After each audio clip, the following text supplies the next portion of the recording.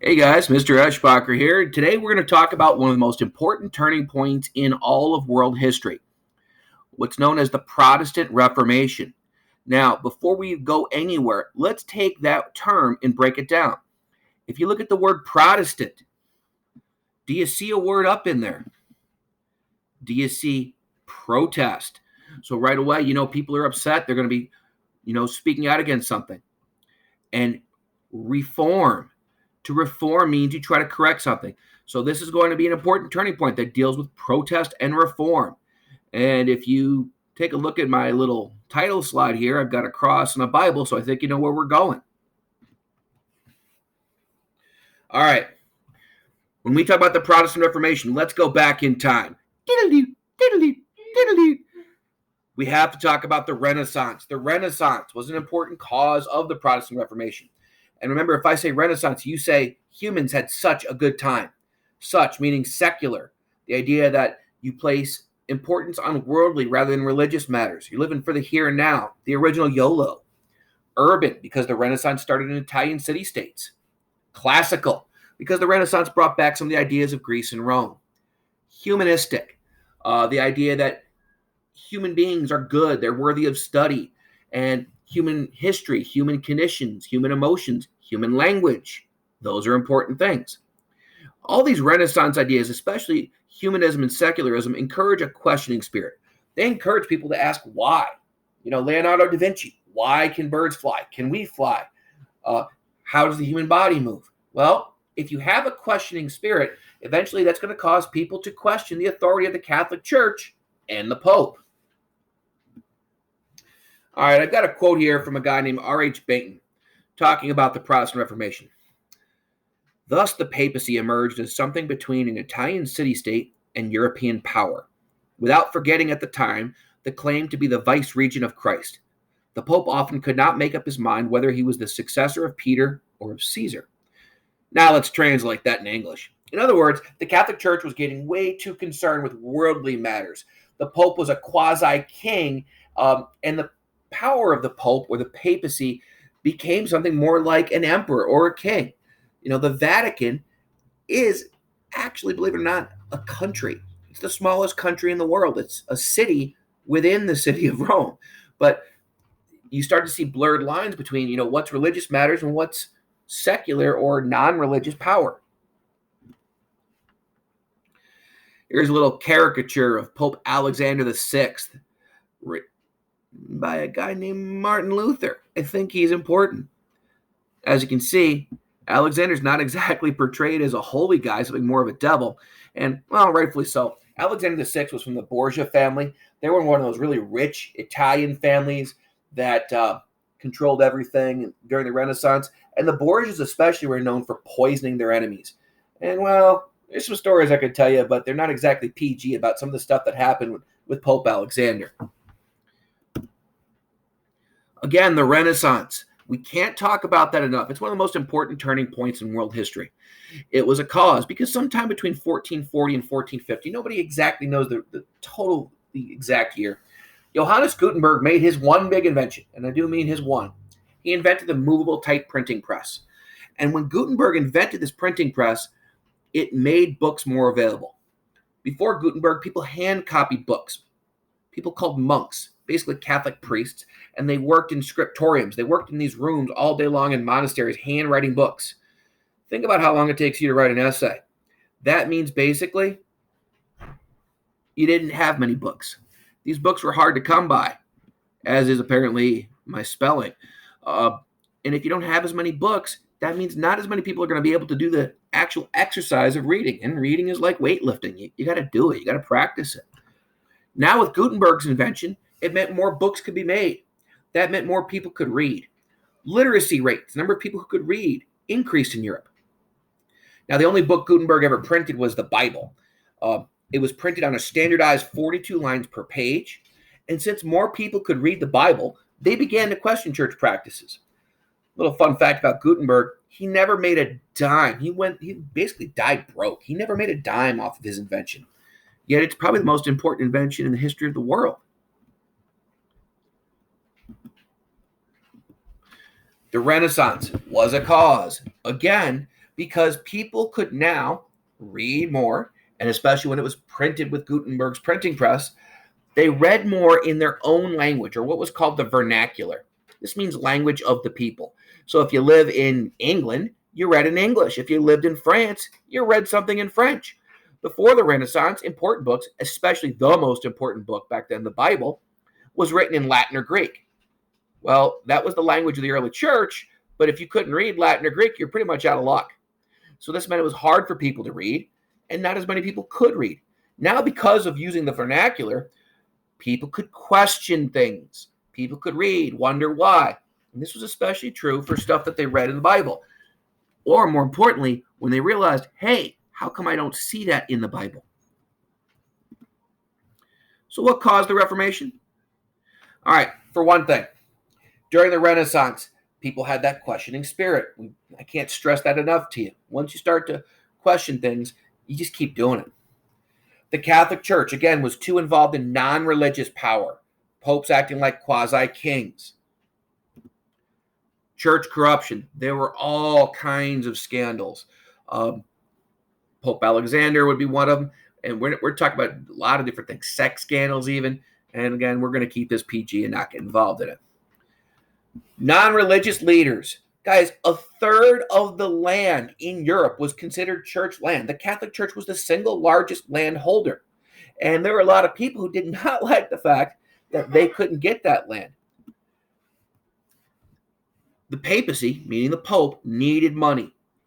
In the early 1500s, there was a major project to renovate St. Peter's Basilica, which is the main church for the Vatican in Rome.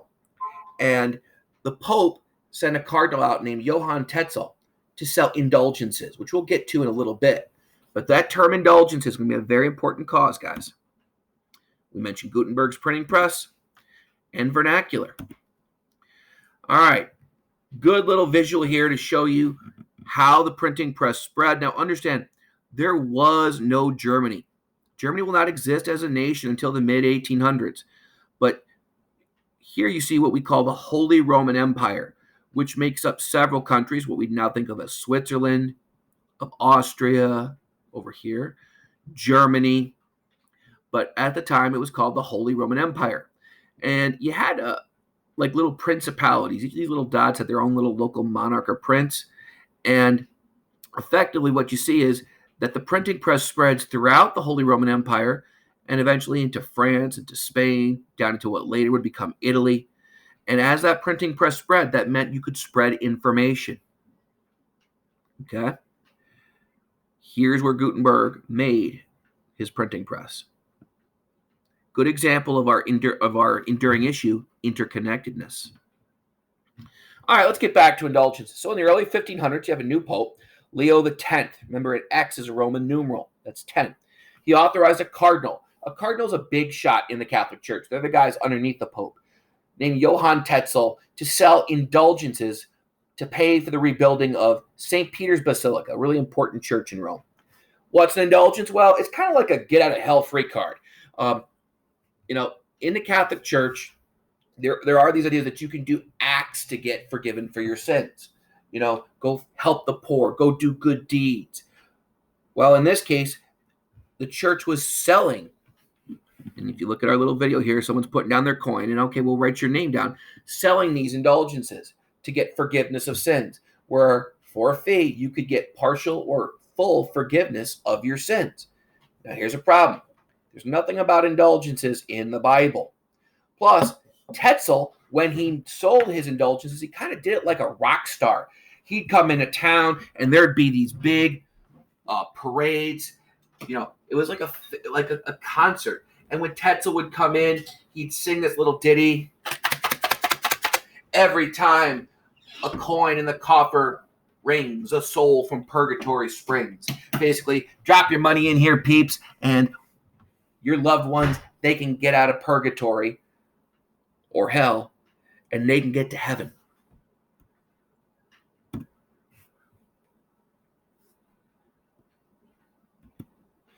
All right, here's Martin Luther. Martin Luther is a guy who is an incredibly devout Catholic monk. He's given his life to God. He is incredibly religious to the point of obsessive. Luther would go and have confessions done. He would confess his sins. His confessions would take hours. Where there's actually a funny story. One time, another one of the monks finally said, "Brother Martin, you don't need to confess every fart."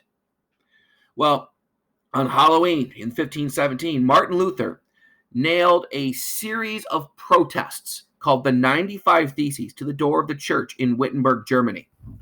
Now, why did he do this? Because back then, 1517, Wittenberg was a seminary town, like a college town, a college for training priests. And nailing a piece of paper up was a way of saying, hey, we should discuss or debate these things. And kind of today, it'd be like, posting a tweet. Well, Luther nails these 95 Theses to the church door. It had two big beliefs. One, that the Bible, and the Bible alone, is what your religious authority is. If it's not in the Bible, it doesn't exist. If it's not in the Bible, you shouldn't do it. Whereas in the Catholic Church, the papacy, the Pope had always said, look, it's the Bible plus church tradition. Two, people get salvation through faith alone, meaning you can't go to heaven for doing deeds. That heaven only comes because of your faith.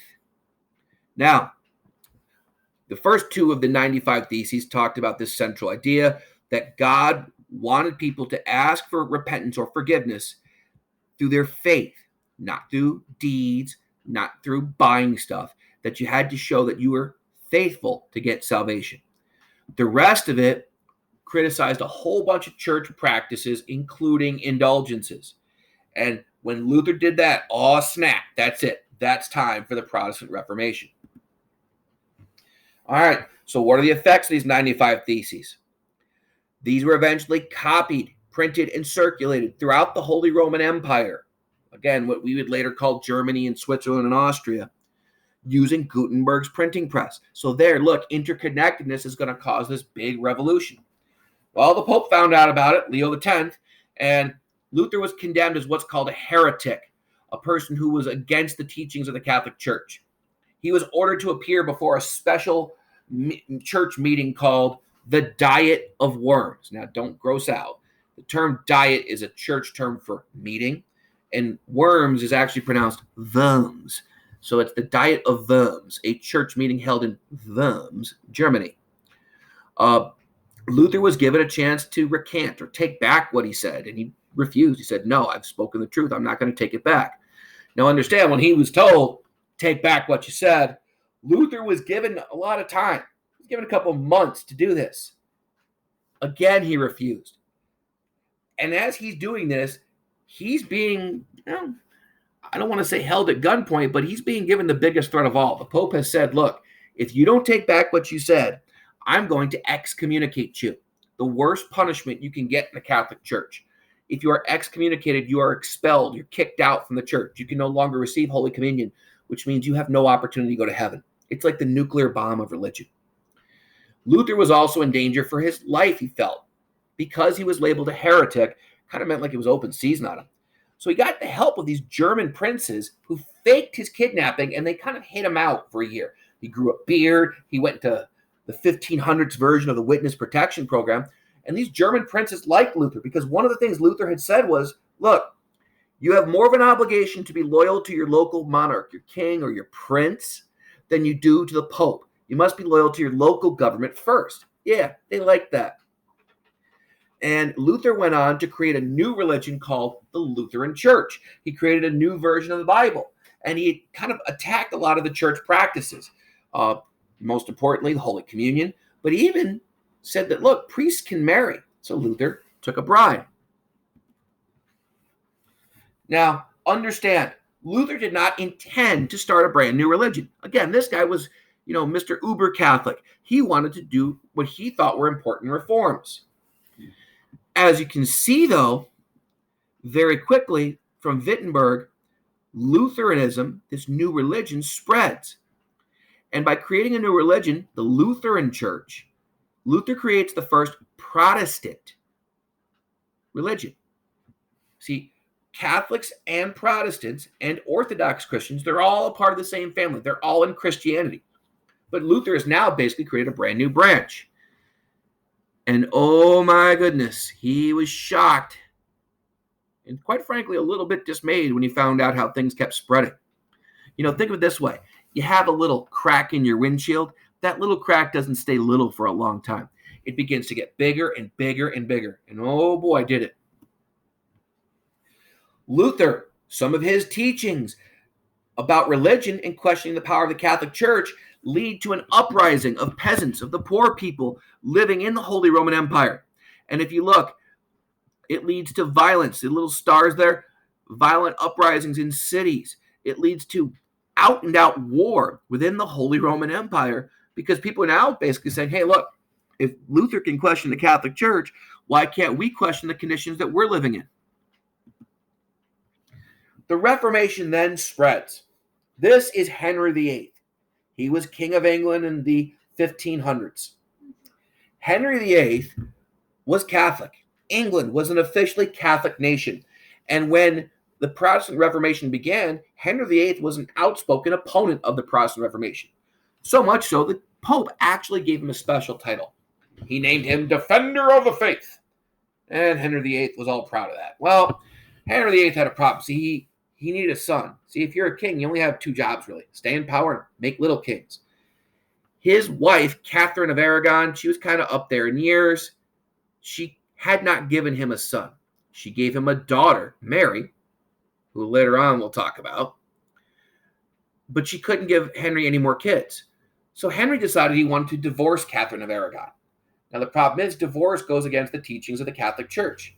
There is an exception, though, called an annulment, where the church can sign off and say, look, a marriage never technically existed because maybe you hadn't had relations or because maybe the marriage happened because someone was being lied to. Well, Henry doesn't qualify in any of that stuff. The Pope says, hey, look, Henry, I can't give you a divorce. Oh, by the way, Catherine of Aragon, she's the niece of the King of Spain, the most powerful Catholic country, and I don't want to make them mad. So Henry said to himself, I'm the king. Guess what? We're no longer Catholic. He created what was called the Church of England. He got Parliament to pass what was called the Act of Supremacy, saying we're going to create a brand new religion, what we now call the Anglican Church. And the Pope will not be the head of the Anglican Church. Guess who will be? That's right, the king. So Henry got his divorce, and he married his mistress, a lady named Anne Boleyn. And she was whispering in his ear, Henry, if you marry me, I'll give you a son. Well, Anne didn't. She gave Henry another daughter, Elizabeth. More on her later. Well, things didn't go too well from there. Hey, you probably have already seen the song that I put up there last week. Henry VIII married a total of 6 times, and his wives didn't do too well. Divorced, the first one, he chopped off Anne Boleyn's head because he accused her of cheating on him. His third wife, Jane Seymour, who was the love of his life, she gave him a son, Edward, but she died from childbirth. And Edward was sickly, and he died. Then Henry married a princess from what we now call Germany because he liked a portrait of her. Well, he should have maybe, done a little bit more homework because apparently she didn't look like she did in the portrait, so he divorced her because he thought she was ugly. Wife number 5, he married a teenage girl, and he said that she was flirting with other people, so he had her head chopped off. And wife number 6, well, lucky for her, Henry VIII died. Now, one of his daughters, Anne Boleyn's daughter, was Queen Elizabeth, who went from being this unwanted child to basically the greatest monarch, not just in English history, but maybe in all of European history. More on her later. All right, other effects of the Protestant Reformation in England. So later on, what happens? This guy right here, Oliver Cromwell. Oliver Cromwell belongs to a religious group called the Puritans. And we'll talk about Puritanism in a little bit. But the Puritans become a very powerful, radical Protestant group in England. And in 1649, they win what's called the English Civil War. They overthrow King Charles I, who acted like what we call an absolute monarch. They didn't like the fact that Charles I, they thought, was abusing his power. But Charles I was also Catholic. So they overthrew Charles I and they beheaded him. And Cromwell became the dictator of England. and he ruled with an iron fist. He did some pretty awful stuff in Ireland. And eventually, well, people got sick of Oliver Cromwell, and they chopped his head off. So the English Civil War is going to happen because of the Protestant Reformation. The Reformation moves in other directions. It moves to Switzerland. There's a guy named John Calvin. He's a Frenchman. Calvin has some very severe, strict interpretations of what Luther has taught. That's the thing about the Protestant Reformation. People don't hold to just what Martin Luther said. Remember that little telephone game when you were a young kid? You say something, by the time that thing moves all the way around the room, it's been changed. Well, here's Calvin. He's taking his own interpretation. Calvin likes Luther's idea that faith alone saves you and that, the Bible is the authority. But then Calvin goes hardcore. John Calvin believed in what was called predestination. It doesn't matter because God has already decided who is a sinner, who is a saint, who's going to heaven, who's going to hell. That's what Calvin taught. This is called predestination. And according to Calvin, the people who work hard, the people who do good behaviors, that's just proof that they are. Also, according to Calvin, God's going to take care of his people. So one way you can tell someone's holy is, wealth. Calvin was actually invited to become the ruler in a community called Geneva, Switzerland. And he ran Geneva kind of like a city-state. We talked about that with the Renaissance, how in Italy they had city-states, how in Greece they had city-states. And Calvin became, for all intents and purposes, like a dictator. And Geneva was what we call a theocracy. It's a great word, basically meaning religious law is the law. So if you broke religious law in Geneva, if you sinned, you were committing a crime.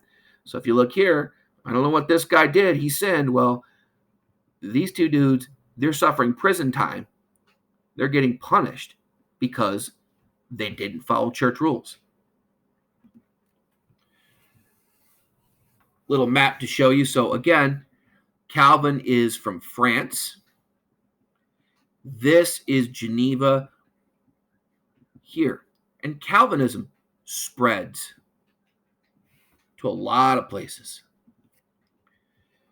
It went to France, Germany, in Scotland, where they became known as Presbyterians. In England, the Calvinists became the Puritans. And those Puritans in 1629 came to colonies in America and established Massachusetts Bay. Now, these Puritans, they're not the Pilgrims. That's another group. But you can see different American religions came from Calvinism. So you see a big example of interconnectedness. All right, so by the late 16th century or late 1500s, if you look, it's kind of like a turf war. England, the northern part of Ireland, parts of Scandinavia, they're Anglican and Lutheran. The pink areas, these are Calvinist areas. The majority of Europe is still Catholic. But now what you see is a huge split. You see areas like Spain that are heavily, heavily Catholic. Why? Well, Ferdinand and Isabella, the monarchs of Spain, when they got power, they did so by driving out Muslims, by persecuting Jews. So it's kind of almost like they were, looking at this Protestant Reformation and saying, go ahead, make my day. But if you see how Europe is all polarized between Catholics and Protestants, it's going to set up wars. There will be fighting for the next 100 years. It's called, wait for it, the 100 Years' War. In fact, there will be fighting for the next couple centuries between Catholic countries like Spain and Protestant England. Well, the Catholic Church wasn't going to say, oh, shucks, you got us. So the Catholic Church launched what's called the Counter-Reformation, or the Church Strikes Back. They held a 17-year meeting. A 17-year meeting. If you thought my lectures were long, guys, you need to quit whining. They held a meeting called the Council of Trent, where they basically said, let's take a look at everything that the Catholic Church teaches. And the church made determinations. They said, look, certain things are heresy. If people print certain things, they are printing stuff against the church. An index of banned books was created where they had lists. You could not have certain books printed. In fact, for books to be published, you had to get church permission. They reaffirmed or reestablished what the church taught, that it's the Bible and church tradition. You see the creation of the Spanish Inquisition to drive out non-believers in Spain. A new religious order, the Jesuits, was formed to promote education, but also to spread the Catholic faith. And because of this and the Reformation, you see the Catholic Church in Catholic countries like Spain and Portugal really jump even harder into the age of exploration. So what started as Christianity, the disciples of a guy named Jesus, split.